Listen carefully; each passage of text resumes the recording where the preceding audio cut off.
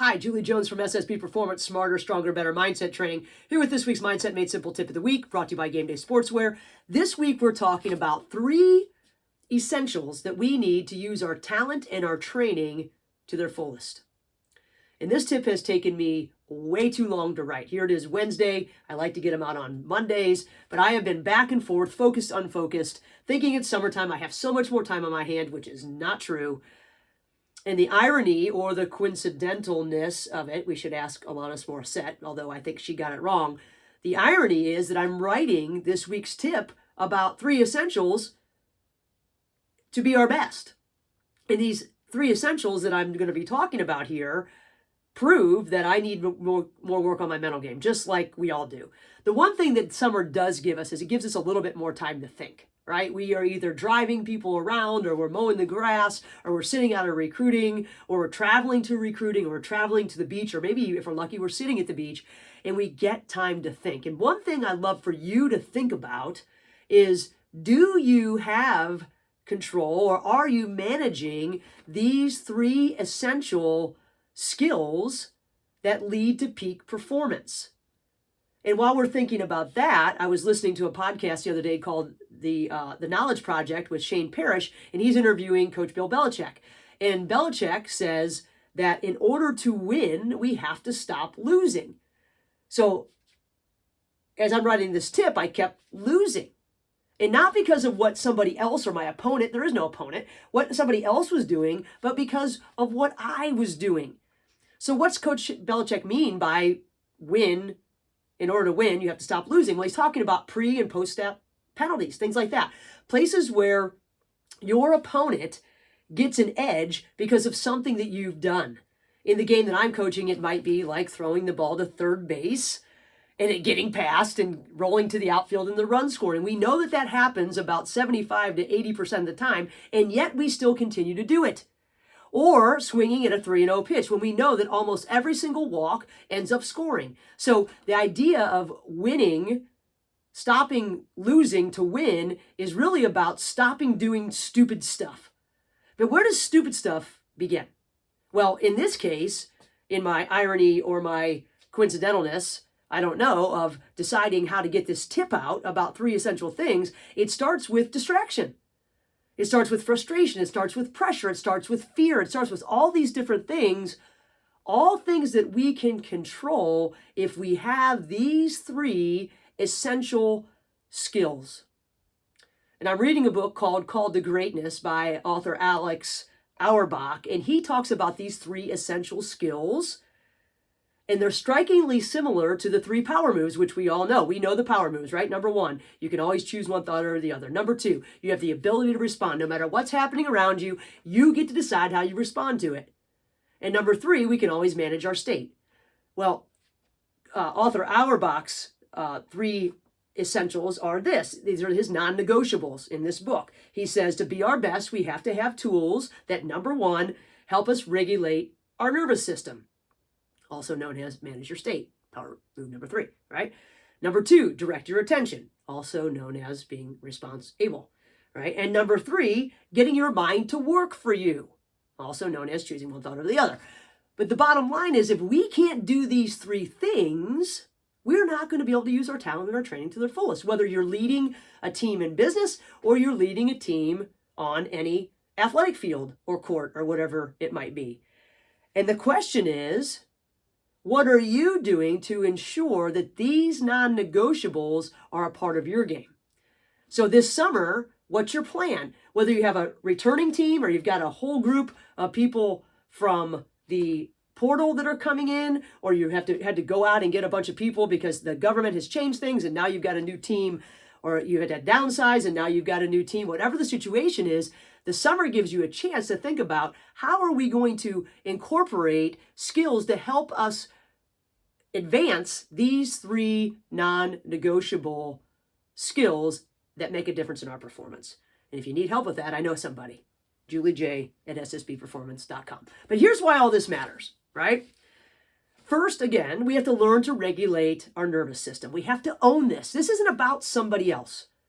Short of someone hanging onto your arm when you're trying to throw the ball, nothing that anybody does around you affects your ability to play. Yes, you might get distracted by something they say, but truthfully, what they say, what they do, does not affect your ability to perform. Only you allow that to happen.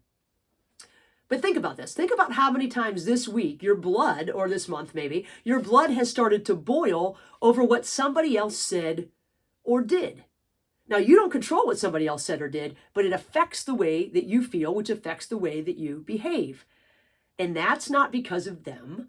That's because of you. Hard to remember, but it's true.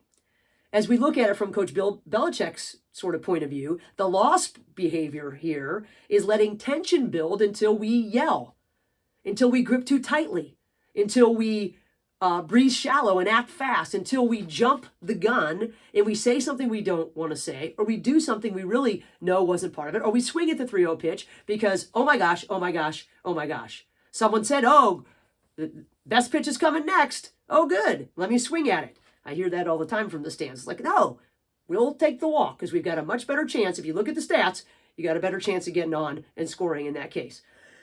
Excuse me. But all these spikes in arousal are a recipe for unforced errors. They're a recipe for missed opportunities. They're a recipe for missed information. But the winning behavior is to catch these reactions early. It's finding what author Viktor Frankl says in Man's Search for Meaning. It's finding that pause between stimulus and response. So the question is, what's your little physio check?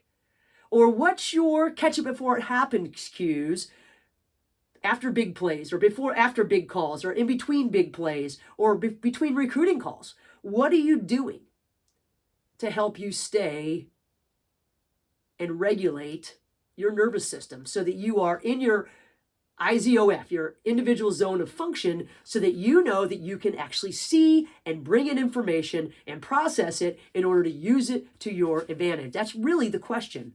The win here is because we stay calm in messy moments, right? Our voice still stays steady, our cues are clear, people mirror our composed energy. And next week, we're going to talk about why people mirroring our energy is so vital in this rapidly changing roster world. Someone has to mirror what we have to have people mirror what we want.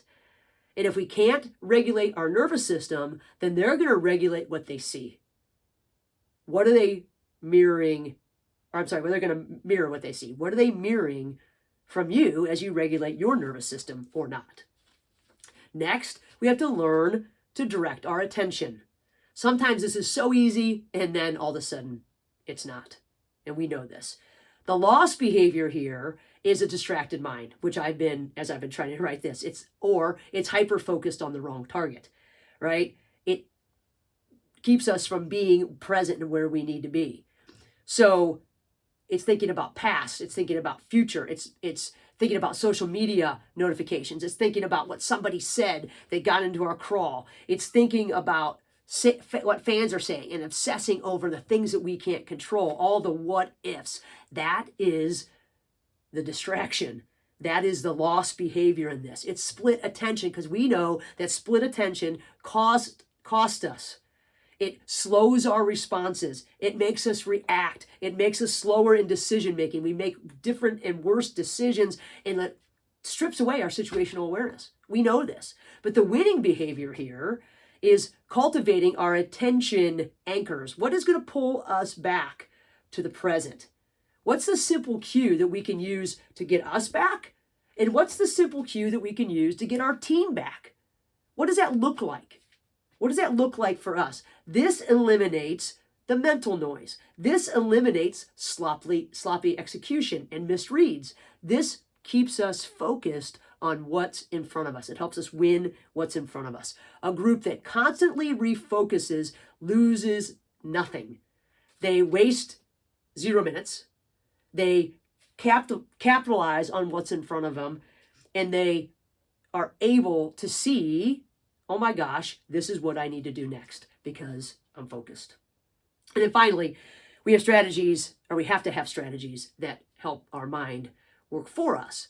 Well, you can have all the strategies in the book, But if you're trying to implement them for the first time in a game, or you're trying to implement them when your heart rate's at between 160 and 180, which changes the way that we cognitively process everything, repeating a motivational phrase at that time, or having some sort of cue where you can't even get the breath in, is irrelevant, right? Because it goes back to number one of being able to regulate our nervous system. We have to be in these steps sort of almost have to go in order. We have to be regulated, we've got to be able to focus, and then we've got to have the tools to help us manage our mind. Or vice versa. Maybe we have tools that work from the bottom up. And we say, okay, I've got to change my vision. I've got to change my breathing. I've got to change the tenseness of my body. I've got to change my posture, whatever it is, to help me try to manage my mind and slow everything down so that I can actually think. Or maybe it's already having that script. It's knowing what to do. It's that if-then, implementation intention. When this happens, this is what I'm saying. Plain and simple. Because I know it works. I've already planned it out, because I know in these situations I don't think well, but this helps me get centered. Plain and simple. That's top-down behavior. Either way, we're stacking this. We're stacking calm and focus, and then we're going to strategy. Regulate the nervous system, pull in our focus, plug in our strategy. It's really hard to plug the strategy in first when the other things aren't in order. So these three things are helping us take a panicked body and a panicked mind, or one or the other or both, because they usually come together even though we don't really feel it that way, and pull it back with a predetermined plan or a regulated nervous system, a way to get back to focus. And now here's my self-talk, here's my pre-performance routine, here's my habit, here's where I go. How do you stack up when it comes to having these things in order? You have time to think about it this summer. So let's think about it together. Let me help your team and you and whoever it is get individual goals or individual tools that will help this happen. Because this wins because we're being more consistent. We're sticking to the plan. We're not doing stupid stuff as often, right? We can bring it all together with simple tools, really. You could do a 30-second breathing thing before each practice and get everybody on the same page. You can have a group cue word that takes 5 seconds and have a 5-second little mental rehearsal to say, okay, here's how we're going to get things started. We can implement these tools really, really easily. In fact, I'm writing a book right now, 45 days. That's the spring season, or maybe the non-traditional season for most Division I teams, of mental performance tools to introduce and go through it 3, 5, maybe 10 minutes every now and again, a little stretch it out every now and again, every day, to implement these tools as we implement hitting or a three-point stance or follow-throughs in basketball, whatever it is. These things make a big difference, right? We can teach our athletes to pause at normal breaks and have a plan at normal breaks to pull them back. And media breaks, at timeouts, at halftime, whatever it is. Regulation, attention, strategy. Regulation, attention, strategy. Calming your nervous system. Finding your focus, strategy. And we can use our downtime this summer and all this time to sort of think about, how are we going to regulate ourselves? We can rehearse ourselves regulating what pulls us away. And then we can rehearse how we're going to give this to those we lead. We have time to do these things. We just don't take it. But by embedding this calm, focused strategy, we're not just plugging leaks. We're constructing a fortress of performance.